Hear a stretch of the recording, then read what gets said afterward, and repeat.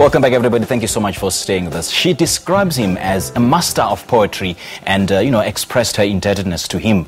This is renowned poet, performer, actress, presenter and producer Lebo Mashile, referring to National Poet Laureate, internationally renowned writer, activist and revolutionary Professor Keorapetse Bra Willie Kgositsile, who died on Wednesday. According to Mashile, Bra Willie was a father to her, a mentor, a friend, genuine template for what you can do with a creative life. And she joins us now to shed light on the Bra Willie that she knew and loved and spent time with. A very good morning to you, Lebo. Thank you so much for joining us. Good morning to you. It's a pleasure to be back. I was here a month ago talking about Abantu Book Festival. Yeah, now and you are here. talking about books and literature and South African art again. It's wonderful. By the way, that poem you rendered earlier on was so captivating. Thank you. Left us in a trance. Oh, thank you. Gosh. Thank you. It's from my second collection, Flying Above the Sky, which Bra Willie wrote the foreword to. I can't imagine my career, my life, my world as a writer without his contribution. Like, he looms that large in my world and in the world of so many other South African writers. I mean, it was so wonderful to listen to Dr. Palafala speaking right now about the contribution that he made across the diaspora, not just South Africa, but the continent and America. And, I think often we don't think of ourselves as South Africans as people who make this kind of contribution, And we do have so many artists who do, And Bra Willie never had airs about himself, He wasn't the person who would blow his horn and tell you. It wasn't about him. No, it wasn't about him, but he would drop these nuggets like, now I knew Langston Hughes, and when we were with Malcolm X, and when we were at the Black Arts Festival, Go Lagos, and, when we were in Eastern Europe, and when I was in China, and, when I was on this panel with Chuck D and KRS-One, he was a reference for so many different people. And still had the kind of generosity to say to a young writer, I'm willing to hear you out. Yeah. If the work is good, I'll support you and I'll put my time into developing you. If the work is bad, I'll also tell you because I don't suffer. And I will help you to improve as well. Yeah. By the way, where and how and when did you meet him? What was happening at the time, and how did the two worlds collide? I've been following his work for some time, as a lover of poetry and as a young writer trying to develop myself. I was beginning to build a name for myself on the kind of poetry circuit and in the world of the arts, and I was fortunate to be invited to a conference that was put together by the British Council in Cape Town in 2002. I was 23 years old, and I found myself sharing a platform with this icon. So already in my mind, I was like, oh my God, this is huge. I'm going to be on a platform with Keorapetse Bra Willie Kgositsile. What?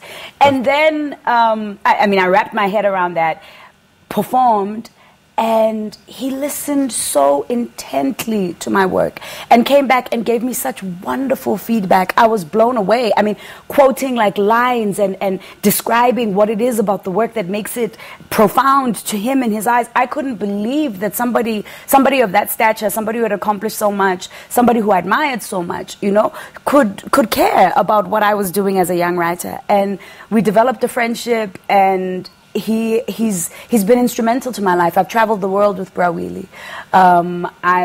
He was a father figure to me. Yeah. He was also, so important to my own intellectual and creative development. Bra Willie was one of the most stubborn people. If you had an idea and you debated Bra Willie, you needed to know times 10, times 20. You need to be able to back yourself up, before you challenged him. Jeez, so he kept me on my toes. He approached life with such rigor, but also at the same time with such humility. I remember being in Grahamstown with Bra Willie, I think it was 2010. We were doing a workshop with young writers, and he was the Poet Laureate and introduced himself as a student of literature. Yeah.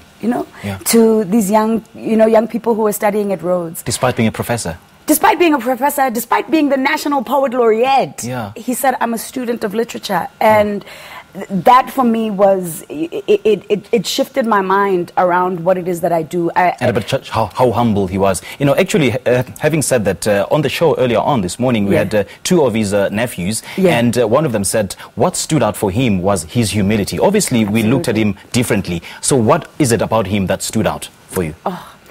Bra Willie was in a constant state of personal, political, development. He was constantly, he was always writing, always switched on to what was happening in the arts community in South Africa and beyond. He was always refining, you know, the work that he was producing. And he was always trying to look for ways to be able to engage with people. So whenever anybody asked him to participate in something, it was very seldom that Bra Willie said no, you know. I think he saw it as his duty, you know, to support young writers. And because of that, you know, it's like, for us, it's like a tree has fallen, you know. It's like it's beyond. We've lost like a cathedral. We've lost a monument, you know. And he was one of those people who, because he was always there in the fabric of things, the idea that he was gone, that he could possibly leave us, it never occurred to me, you know. The new year came in. I had a very quiet new year. The first 2 days of the year, I was kind of down. I didn't know what was going on. When the news hit, I was like, oh, this is it. This is it. Yeah, and you must have sensed it. It's been taking me time to process, you know. I mean, as soon as I heard, thankfully a friend of mine told me, and almost as soon as I heard, I started getting calls to do interviews. And so, I mean, I had to go into kind of very much like philosophical mode, you know, thinking about Bra Willie and his career. And then, you know, after all that was done, I think sort of yesterday when I was by myself, like the real personal loss hit me, that there's a gaping hole now in my life of, you know, that this human being, he occupied such a large space in all of our worlds. I don't think there's anyone in the literary community who's not feeling this. And you've previously said that you owe your indebtedness to him. Absolutely. What is it that you owe to this man, and, you know, that helped shape your world? Oh gosh, Bra Willie's commitment to excellence, Bra Willie's commitment to honesty, you know. Bra Willie didn't suffer fools. Bra Willie told you the truth like it was. He told you the truth in life. He told you the truth in his writing. Bra Willie was never, no matter how much pain he was in or what he was going through, I mean, he was touring and traveling and performing extensively well into his 70s. He was at Abantu now, like 37th of December, you know. And he never let on whether he was in pain or whether he was exhausted. He just did the work relentlessly and you know, showed such kindness and generosity of spirit and was so willing to make a meaningful contribution. But I mean, also, you know, he was also willing to have the difficult conversations. I think in the last, you know, 10 years, particularly within the ANC, you know, I mean, it's an organization that he would say also, I cannot separate my life from the African National Congress. But with everything that has happened in this country in the last decade, he was still vocal about what he did not like within the ANC. He was vocal in his work, and he was vocal within the movement.